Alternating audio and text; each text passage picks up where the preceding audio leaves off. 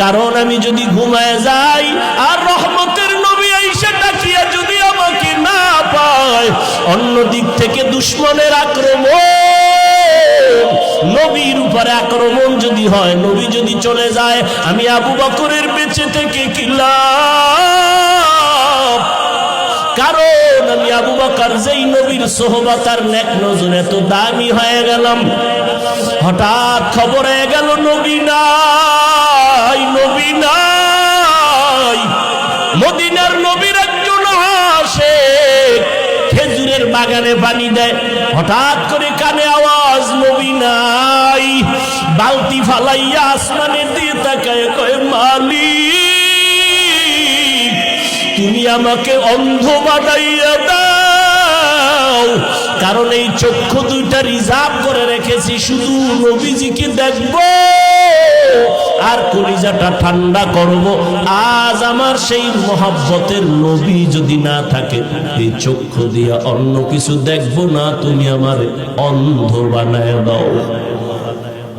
কেমন মায়ার নবীর মোহাব্বত রে, নবীর আশিক উম্মতের দল।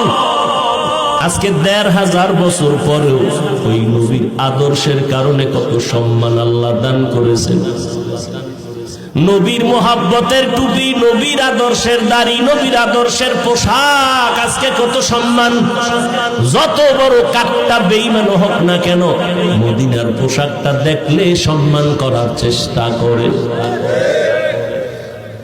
মদিনার নবীর আদর্শের এত দাম, ১৫০০ বছর পরেও কত বড় বড় বিধর্মীরা নবীর সুন্নতের এই আদর্শ দেখে মুসলমান হয়ে গেল।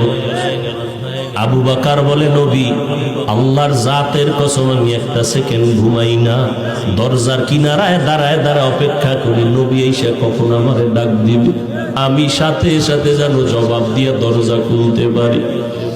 মায়ার নবী চোখের পানি ছেড়ে কাঁদলেন। আবু বকর, এটা কেমন করে সম্ভব?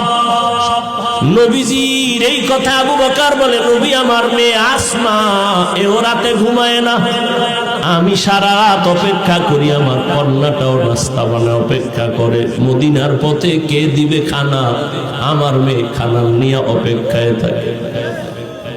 আমি আবু বকরও যাব, আমার মেয়েটা অপেক্ষা করে। শুধু তাই না, এই হিজরতের পথে নবী বাহন আমি রেখেছি খুঁটির গোড়ায় বেঁধে, এই বাহনটাও কোনো রাত্র ঘুমায় না। মদিনার নবী আসবেন, পথের দিয়ে তাকায় থাকে মক্কার দিকে, নবী আসবেন।